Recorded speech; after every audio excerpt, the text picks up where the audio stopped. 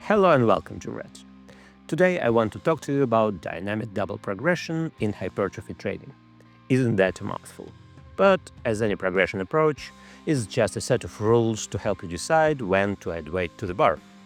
Of course, there's been 1,000 videos on this topic, but let's make 1,001 because honestly, it's currently my favorite method and I want to share my take on it.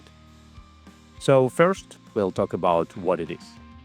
I know it might sound a bit complicated, but I promise you, once we walk through an example or two, it will feel pretty intuitive.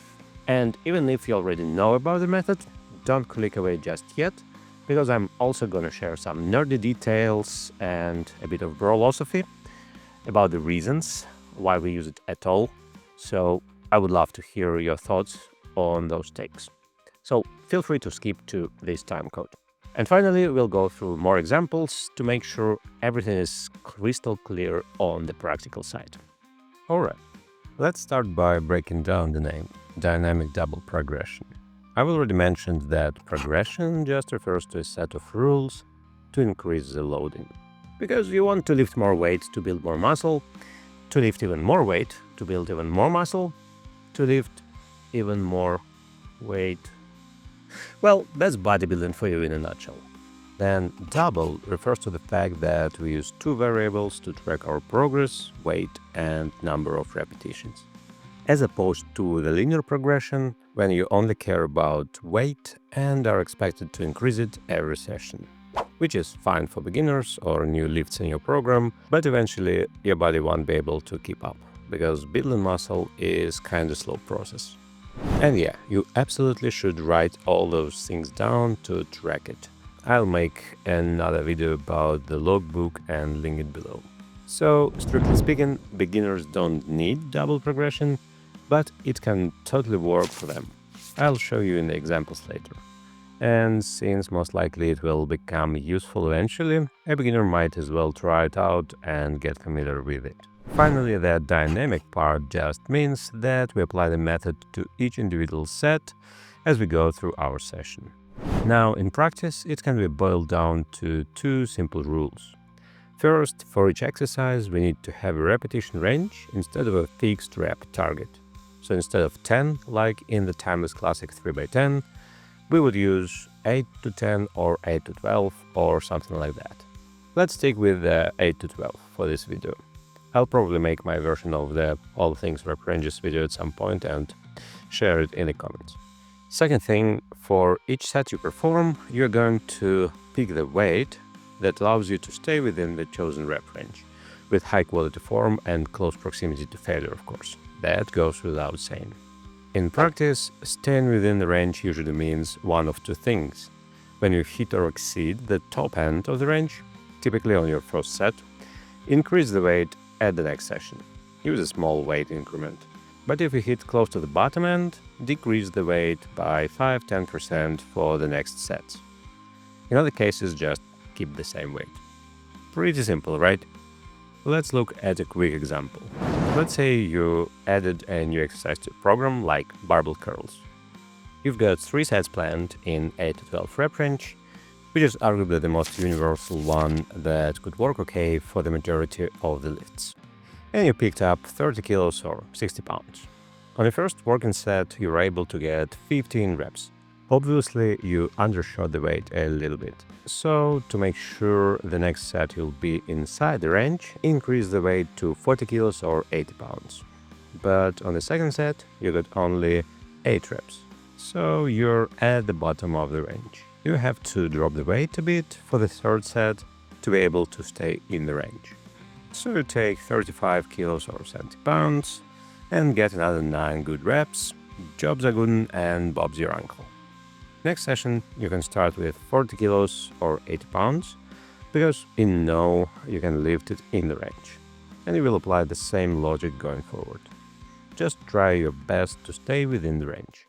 It's totally fine to miss it every now and then, as long as your effort is on point. A hard set is a hard set, with the small caveat I'll explain soon. 3 things to highlight here. First, let's make sure we're not confusing this with drop sets. Even though we drop the weight, we still take the regular amount of rest between sets. And the weight drop is usually not too dramatic. It depends on the person and the exercise, so you'll have to experiment, but for me it's often under 10%. Second, that repetition drop across sets is totally normal and expected. It's actually a reliable sign of high training effort, as has been shown in studies. And in turn, high effort, also known as hard sets, is necessary to build muscle efficiently. Which brings us to the third thing. I specifically chose an example where I underestimated the weight first and got 15 reps, even though the program says 8 to 12. One of the common mistakes I see beginners make, which I made as well, is stopping the set according to what the paper says, regardless of how it feels, even if it feels easy. If it's literally your first month in the gym, fair enough, that's alright. And in any case, the weight will catch up with you sooner or later. But in a sense, you might be just wasting some of your time doing nothing but warm-up sets, not stimulating muscle growth as well as you could, and leaving a lot of gains on the table. So here's the rule of thumb. If you hit the prescribed number of reps, but the set is still easy, either keep going until it feels hard, or consider it a warm-up and pick up proper weight for the actual working set. Now, putting my nerd hat on, as if I had any others. While working on this video, I started wondering, why do we even bother setting that bottom end of the range? The science tells us that everything in the 5 to 30 range is good for hypertrophy, and arguably even outside of that we can grow muscles, so why don't we just take our 3x10 or 3x15 and start doing hard sets with the same weight, no matter how many reps we get. Like maybe 10, then 8, then 5. A hard set is a hard set, right? And to be fair, I think that could actually work. At least I don't see anything fundamentally wrong with that. But I do think that we can do better, and here are 3 major reasons why rep ranges and dynamic double progression can improve upon that approach. Reason 1 is about low reps specifically. They might be not great for hypertrophy. Let's say you are doing moderately heavy bench in the 6 to 8 range and attempting a new weight. You might get only 6 reps, so without double progression, the next set might be only 4 or 5 and then 2 or 3. With double progression, you can drop the weight as needed to stay within the range every set and get like 6, 8, 6. On the one hand, both are 3 hard sets, so it's the same volume, right? Well, arguably, not all sets are created equal. Research shows that sets below 5 reps are good for strength gains, but not as effective for building muscle. You would have to do more of them to get the same hypertrophy results, or use double progression to stay in the hypertrophy zone. Reason 2 is a more general one. For hypertrophy training, maintaining good lifting form is paramount.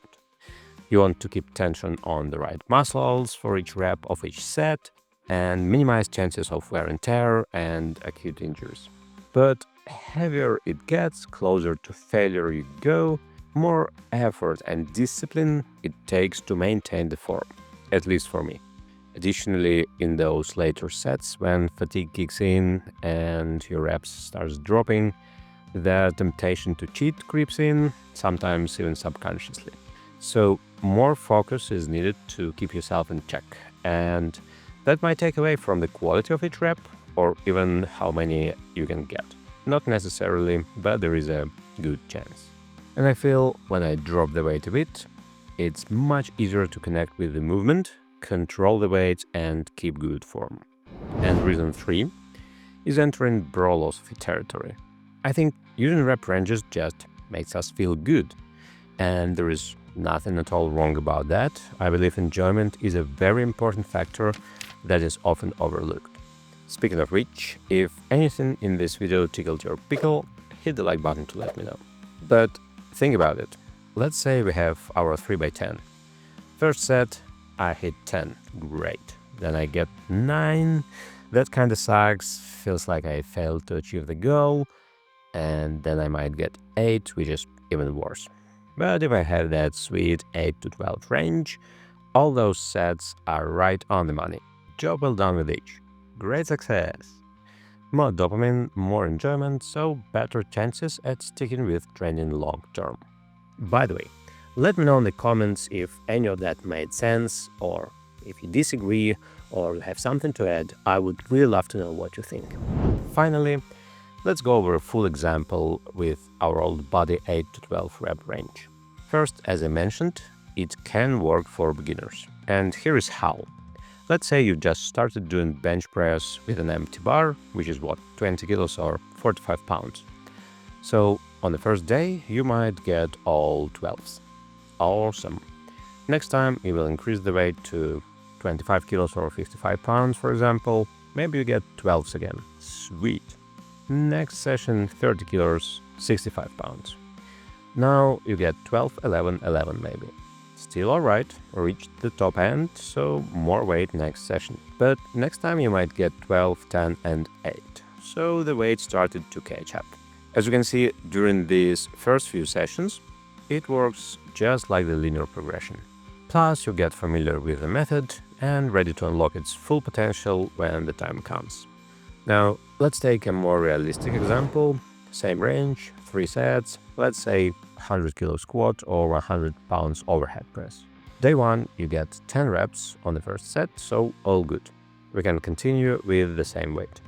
Set 2, you get 8 reps, so you're at the bottom end. Let's drop the weight to something like 95, so you can squeeze out another 8 or 9 reps.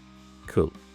Session 2, you don't increase the weight as you didn't hit that top end, so you start with the same 100, but you get 12 reps this time.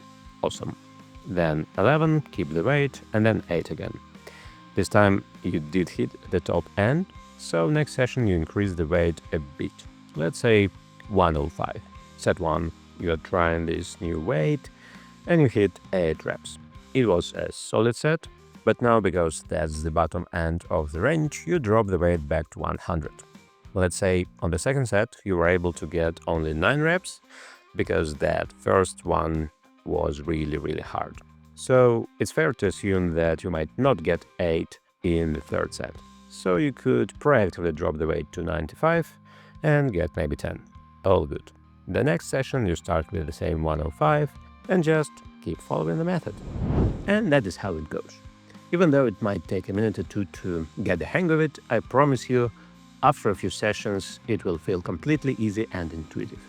And I'm not saying that it is the best progression method ever, no such thing, just a tool in the toolbox. But I've been using it for quite a few years, I really like it, I think it's really good and versatile, and can be applied to the majority of lifts and lifters. So maybe give it a shot, see if you like it or not.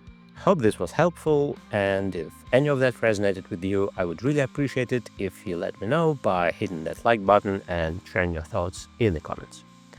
Thank you for watching, and go get those gains.